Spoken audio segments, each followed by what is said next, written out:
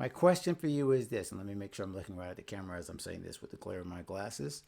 Are you ready for 2021? And why am I asking you that on in November, as it's not even close to New Year's yet? I'm asking you this because I'm advocating that you shouldn't wait for New Year's and 2021 to get ready to get ready for the new year. And the reason I'm saying that is because as of today, I believe it's either 59 or 60 days exactly left in the new year, or in 2000. I'm sorry, in 2020. There's 60 days left to the new year. So exactly 30 days, exactly 2 months, I should say, 30 plus 30. And I know a lot of you are probably so ready to get rid of 2020. This has been one of the toughest years of any of our lifetimes.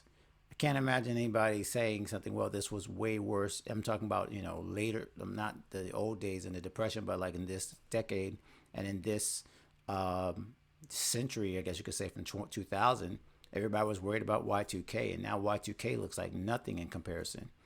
So I know a lot of people are just saying, you know what, let's get me to December 31st so I can kiss 2020 goodbye. And I'm going to kind of, say that I understand that. But the problem is that the wrong mentality is to simply say, you know, this year was a total failure, a wash. I want to forget about everything. I want to forget about anything regarding pandemic or COVID. I don't want to think about things we had to fight through, losses, job. I don't want to think about any of that stuff. I want to get rid of it all and start fresh. And that's all good as well. Question is, when you when you look at, sorry, I just saw a note over here. I'm going to make sure I'm following everybody. So when you say to yourself, I want to get rid of everything from 2020, I wonder if that means you don't want to also keep up with the lessons. Okay?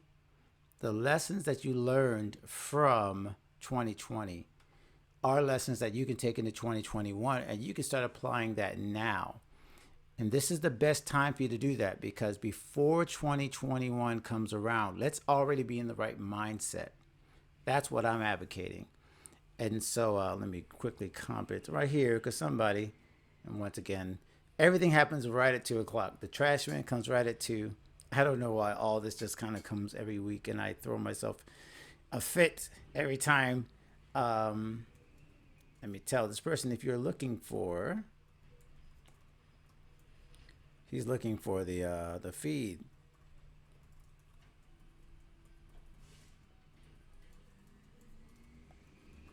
There we go. We're live now. Okay, so hopefully he can find it, and I'm going to post the link as well. If you know anybody else that's looking for the link, also share this with Facebook or on YouTube. Share it and let them know that we are live now. I started about 5 minutes late, but we are here, okay? It wasn't canceled, and I hope the link didn't mess up in terms of anybody else that's looking for us on YouTube or Facebook. Okay, so like I said, looking for our reasons to be ready for 2021 now. And these are the reasons I'm going to give you. And hopefully this will help somebody. Okay, so first of all, a lot of people look for the new year to make changes. They always say the New Year's resolutions and things like that. And, that's a great thing. There's psychologically a great reason to wait till January 1st and then to start fresh with things. So what I'm asking you to think about is, hasn't there already been enough changes to think about and to act on? Change has been happening to us all year long. And if you're waiting for a new date or a new time or a new month or a new year to make changes, well, you found that the calendar has no respect of persons. And the seasons have no respect of persons. And there's no reason why you need to wait for an artificial date to make the changes that are going to impact your creative career. So let me one more second. I'm going to send in this link for somebody who's looking for it. I'm a little distracted. I apologize, everybody. I just want to make sure everybody can find it. So if you're, by the way, if someone is looking for it, simply just tell them to go to facebook.com/godandgigs/live. That's where we should be. Okay. And then that should bring them up to where we are at. Okay. So my question to you is, are you waiting for a new year to change, or are you ready to change now? And there might be some things that you've just been considering starting and you're not quite ready, and you're thinking that if I just, wait a couple of months, get my bearings, get away from 2020, and then start this new project or start this new business or start this thing, that maybe this is the best time to do it, is, the new year when 2020 is gone. And again, I'm kind of just telling you that's probably the wrong mindset to take. You don't want to wait till after the year is over to start the new things. Start the new things, at least the mindset and the planning of it now, because you got 60 days to really get your brain right, to get everything in order so that 2021 can start the right way. And that's what I'm saying you should do. That's what I'm saying not to wait. The second thing is that right now, the playing field is level. And this has been proven by the pandemic and by so many people, whether you be a musician or a creative or author or dancer. Everybody's dealing with the same struggles. We're all trying to reevaluate. Everybody is in the same boat when it comes to figuring out whether you can go gig here or gig there, play here or play there, release now or release this. Everybody's dealing with the same economic situations generally. So there's no advantage to waiting till 2021 when things have progressed a little longer and maybe we have more ideas. I don't know how we're going to progress with the pandemic and responses. Right now, everybody's in the same boat. And my advice to you is that that's really the best time for you to get your ideas and your thoughts and the momentum started for your new projects. Not to wait till 2021, not to say 2020 is just a bad year to try anything. It's actually the best year to try things, because this has been the year that so much that we thought was going to be supporting us and creating like these particular, environment to do things, fell flat, fell apart, and yet many of us still were able to create things and do things and put out projects and put out music. So the playing field right now, in terms of everyone that's all your, I won't say competitors, all our colleagues, everybody's in the same mentality of just let's figure out how to get through this. And so instead of waiting for the new year, why not start now with your plans to continue the momentum, to build up your ideas, to not say and, have this kind of defeated mentality of, 2020 was just horrible. Maybe 2020 is really, really bad for many of us, both personally and professionally. But to say the last 60 days can't be the best year or the best last 2 months of 2020 is a doing you a disservice. You got to step into this last season, last couple of months with the holidays and everything. So much is going on. I would say this is the best time for you to step forward and look at what you could possibly do in the last couple years. Okay, awesome. Carl, I hope Carl was able to join us. I apologize for that, Carl, if I missed you or messed that up, but I think you're with us now. So chat, by the way, if you guys are watching this, because I'm seeing a lot of weird stuff in the screen here. I just don't think it came up the way it was supposed to come up. And so every once in a while, the tubes of the internet just mess us up. And so I apologize again. If anybody was looking for the stream and couldn't find it, hopefully you found us now. And if you know someone that's looking for it, oh, no, the YouTube seems to be working. Okay, so I think we're good. So let me go on to number 3. All right. So again, you guys forgive me as I'm jumping all over the place, and hopefully the camera and everything's working. So number 1, we said that change is already here. You've already endured a lot of change. There's no reason to wait for 2021 to make new changes. The changes are already here. You might as well flow with them and continue to evolve and to push your career forward, whether that means in your projects, your music, new business ideas, reaching out to new people, reaching out to new influencers, or creating a new influence. It's even better to create your own influence, right? So the second thing is the playing field's level right now. Things could change in the next 2 months. People could kind of like get themselves more on a solid footing. But if you move now instead of waiting for 2021, you're going to be in a better position, because now is where everybody's in the same position. And then finally, this was kind of like a controversial one. I kind of paused when I got ready to write this, and then I said, you know what? Let me just go ahead and say it. Uncertainty is opportunity. And let me explain what I mean by that. And if you are agreeing with any of this, by the way, just tell me, hey, I understand, or thanks for that, or give me a yes or something like that in the comments. If that's you, if that's somebody, if you're someone that has been uncertain, maybe that's one way I should put it. If you had to deal with uncertainty, this is a great time for you to realize that that uncertainty is actually an opportunity. It kind of goes back to number one as well, or number two, I should say, about the playing field is level. The uncertainty that a lot of us have about what's going to happen with the COVID response, what's going to happen with the election, is actually a time that you can set yourself up to be the leader in your field, or the leader as a musician, or a leader.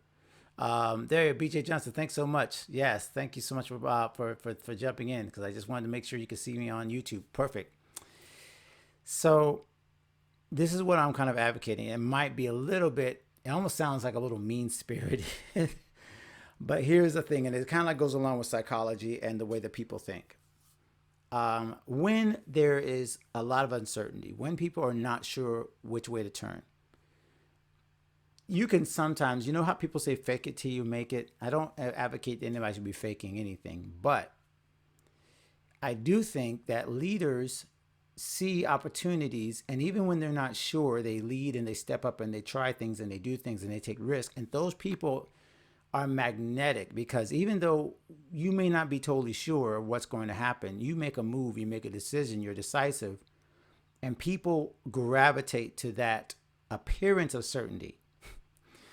I'm uncertain about even every time I turn on the mic, even as I did this, and I was flustered about, every week I think I'm on time, and then every week something goes wrong and I'm like, what did I do? So me stepping up and just saying, I'm going to do this, whether or not it works perfectly, whether or not I know everything's going to work, I'm going to take the risk, I'm going to hit the play button, or I'm going to hit the record button, or I'm going to put out the project, or I'm going to step forward and say this and do this, even though I'm not sure. The uncertainty that everybody else has is your opportunity to set a path and say, I'm not going to be swayed or fearful in this time. I'm going to be, as a creative, as a artist, I'm going to make a stand and make a step forward. And it attracts people, and it creates an air of confidence that you may not even feel at the time. But just saying it and doing it will bring people around you that say, man, I didn't know how you did that. How did you do that? And you could say, I did it just as scared as I was just as scared as you were. But I stepped forward. I made the choice, and I made the decision to step forward creatively. And that is so powerful, everybody, because this is an opportunity for you to make that move and make that step forward in your career, to write the song, to go out and reach out to people who may not be sure what they're going to do next, and say, you know what, I've really wanted to do a video forever, or I've really wanted to do a photo shoot forever. And there's an opportunity, because there's so much uncertainty around, that people are just waiting for people to step in. And there have been a lot of people that have created in the pandemic, have created, live streamed and created new projects. There's tons of music coming out. So there even might be an assumption that, oh, well, it's too late. It's not too late. As a matter of fact, the people that stick with things throughout this pandemic and throughout this season and keep moving forward are the ones that are going to reap the most benefits even before 2021, because they've got such a air of momentum going that people will continue to follow them throughout the year. I'm not trying to prophesy or tell the future. I just feel that's the way really things are going. So you really have to look at it and say, is this my opportunity to step forward and do things that I really wasn't sure I was going to do, but simply by stepping forward and making the decision, I impart confidence both in myself and in others. And that creates the creative momentum as well, by the way, to be inspired to try things that you wouldn't have tried before, because the uncertainty basically lowers the risk. Nobody's sure what's going to work. So why not try it? Nobody's sure what 2021 will look like. So why not set up some things that will work now and try it now? And then if it doesn't work in 2021, that's fine. You can pivot and try something new. But again, these are the things that I really feel like you don't need to wait till 2021. Use these last 60 days of the year to really propel yourself into a new way of thinking, and don't wait for New Year's to set up the goals and the New Year's resolutions and everything's going to be better in 2021 because 2020 is over and we finally got over that hump. I want you to have the best 2020 you can possibly have in those last 60 days. So I'm kind of challenge you here. I just kind of like thought this off the top of my head, but I'm going to challenge you. Oh, by the way, is any of you that are watching, have you set up any goals already for 2021? Let me ask you that. Have you already said to yourself, okay, by 2021, I'm going to have this done. I'm going to have this project started. I'm going to do this. Have you already kind of set yourself up to really look at the opportunities that are available for you before we even get there? Are there gig opportunities you're looking for? Is there an instrument or a type of skill, technique in terms of engineering or production or something that you haven't tried before? You said, you know what? These last 60 days of the year, I could just see what happens, and I'm going to like spend some time during Thanksgiving and Christmas, and we're just going to try some things and see what works. So I really would encourage you to take this time to do that, okay, everybody? So I'm going to go ahead and go to these last couple of slides because this is something I'm doing on my personal site, alancpaul.com. This is not necessarily a God and Gigs workshop, but I figured I would share it. So for those of you who are creatives, but you're also considering yourselves entrepreneurs, solopreneurs, freelancers, and maybe you've been thinking about starting a project or you've been kind of like on the fence about starting it, and you're really not sure if you're not sure you're confident enough, you're lacking in confidence, and you're lacking in the methods. Like you're not sure what to do next. Like maybe you got an idea you've been sitting on and you're like, okay, I've got basic ideas of, I have no idea where to go next, and I'm scared to mess this up, and I'm just gonna I'm gonna save it till 2021. Well, I'm doing a workshop, 3 weeks of workshops, 3 days, but separated by weeks, so I can talk to people in between, and you'll have time to implement these ideas. It's called the Start Something Intensive, and basically what this is a 3 week workshop, but really only 3 days. Again, I say 3 weeks because it's going to run for 3 weeks, but just one day a week. And I'm going to be working with entrepreneurs, creatives, and artists who really want to get something off the ground, a project, a brand, a platform, and they've been sitting on it for a while, but you just didn't know where to go with it, or maybe you started it, but it's not going as fast as you wanted it to. And so what I wanted to do is kind of, share how I was able to get God and Gigs off the ground, and then a couple of other things I've done. You guys have seen I've been doing live streams, some of you. I want to help you get your thing off the ground and start something and not wait till 2021. So this is a course that I'm actually, again, I kind of hesitated to do this myself, but I said, you know what, if people are going to invest in themselves, I want to give them the opportunity. So it's a minimal cost, really only comes out to about like $23 a class. So I think it's $67, $69 or something like that to register. Later, we're gonna like the cost once we have a big group. We might have to make it a lot more exclusive, which means the cost will go up.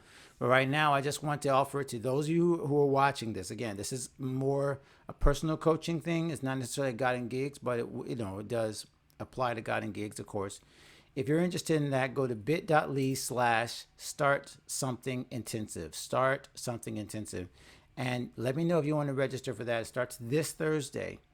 And again, I'm only sharing it with you because those of you who are viewing this before Thursday, you're probably the kind of people who do want to get something started, who don't want to wait, and you want the methods and the mindset that can help you build something quickly and get it moving in 60 days. God and Gigs was basically a book I wrote within about 3 or 4 months, and then the platform and the podcast started within about 2 or 3 months. Each time I started it, I had to do a lot of legwork at the back end, but the ideas moved pretty quickly. Same thing for my platform, Let's Keep It Playing. Started it up, it probably got rolling in about 3 weeks, maybe less. And a couple of other projects I've done, I've been able to kind of get the audience and everything figured out pretty quickly. Doesn't mean it grew big, but it means that it started quickly and I was able to start working on it.